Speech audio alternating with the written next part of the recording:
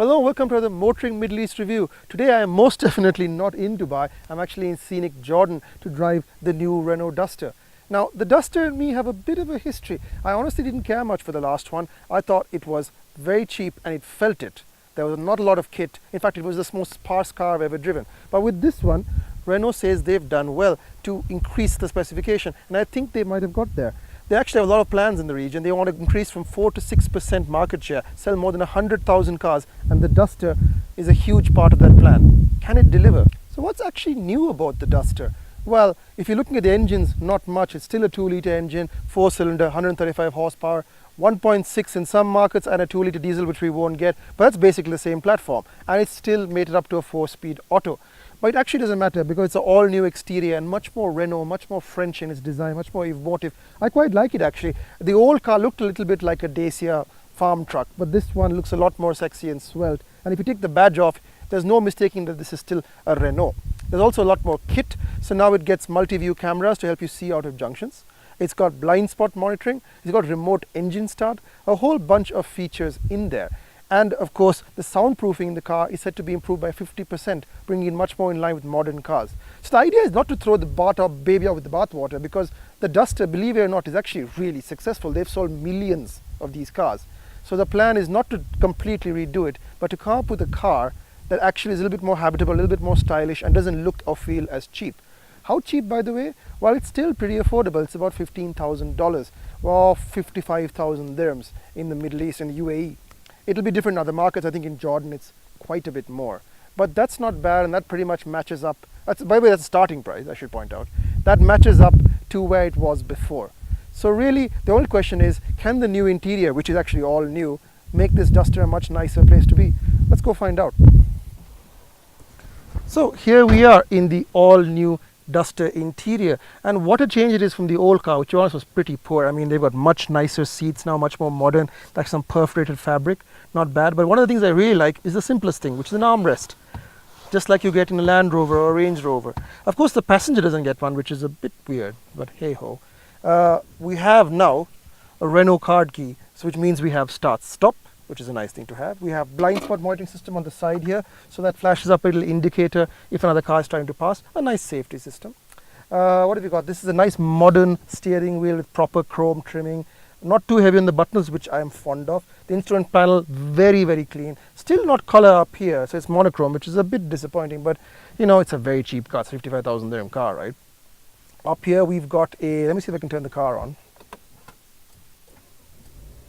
Isn't that 2-litre 4-cylinder roar? And you've got a modern infotainment system here. So you've got radio, media, Bluetooth, and so on. Phone. You've got a 4x4 mode, so that actually tells you if the car is pitching and rolling off-road. This is a proper 4-wheel drive, believe it or not, with an actual locking center differential. So right now in a 6-degree incline, and we're pitched about 2 degrees to the right. But overall, it's pretty straightforward. We've been using the AC all day. It's a really hot day in Jordan. It's been about 40, 42 degrees.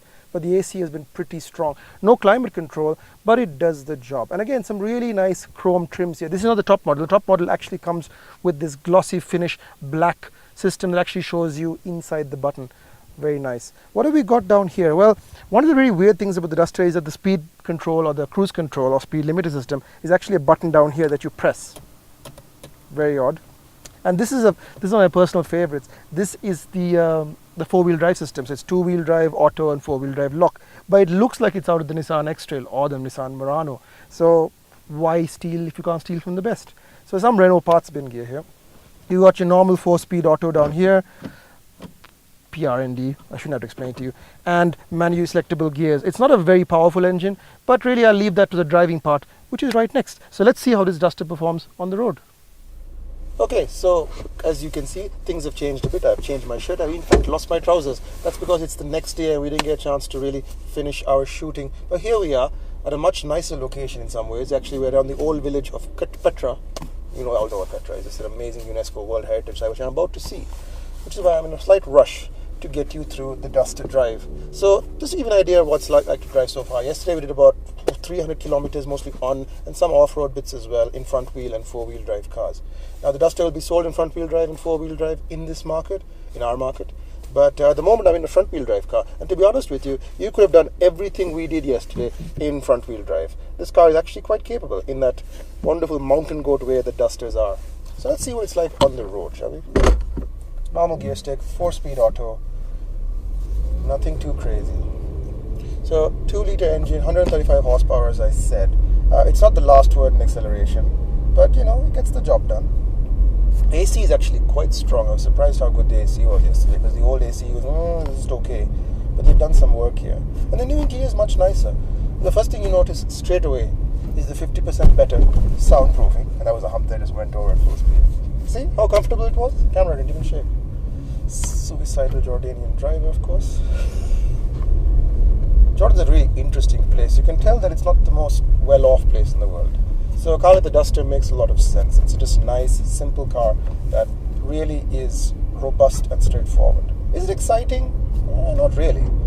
But it's not meant to be. It's meant to be a replacement for a bullock cart and a horse. And in some ways, it's very good. Steering is actually interesting now. It's electromechanical as opposed to the previous mechanical setup. It's nice. It's got that variable ratio thing. Overall, the car is, sort of inoffensive. The ride's very good for what it is, even on and off-road. I am turning left into places that I don't know in Jordan. It's quite a stunning area, actually. So the 50% soundproofing really makes the journeys a lot better, because you're obviously not hassled with wind noise. Stereo is okay. I haven't had much chance to try it, but the stereo is fine. I mean, you'll notice these things because you've got a proper infotainment system now. So it is decent. Handling, well, it's a Duster. It does the job just fine. Off-road, actually, it's quite impressive how good the car is. The Duster, off-road. With the 4-wheel drive lock, it's very, very capable. With front-wheel drive, it scrabbles over. The traction control system does its job. So I'm quite impressed with the way the car does its work off-road. Sitting position, pretty comfortable. Seats are very squishy and comfortable. I mean, the one thing you'll notice very straight away with the Duster is it's not, even with the improvement in spec, it's still not hugely well equipped. But the difference now is that the interior is so much more bearable and nice. Before it felt like you were getting a punishment getting in this car, like a commercial vehicle. But now the Duster is much nicer. In fact, I quite like it compared to what it used to be. So, am I turtly towed around with? Well, it's not an off-road car. Obviously, it's not. We're going uphill. And you see, kind of the one problem with the Duster is that it's not a huge amount of power, but it's got torque. So the difference is, power gets you up this hill fast, torque gets you moving up the hill, slowly but effectively. I wish they put a better gearbox in. 4-speed is still a bit outdated, but I can see the point. Saving lots and lots of money.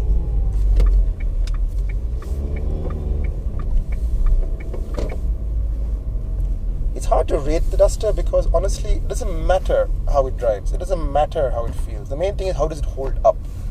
How does it stand up over hundreds of thousands of kilometers of off-road abuse in tough terrain, with people just throw things in the back and it's overloaded with 100 people in it. Based on Jordan so far, it's done really well.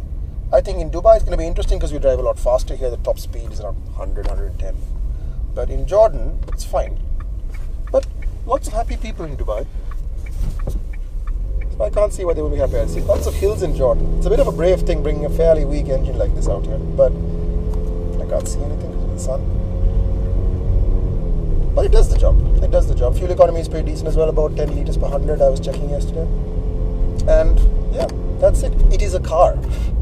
And in some ways, a car is all people need in some places.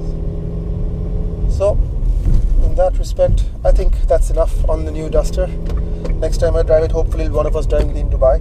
This is Imthishan from Motoring Middle East. Thanks for watching. Don't forget to like, comment, share and subscribe. See you next time.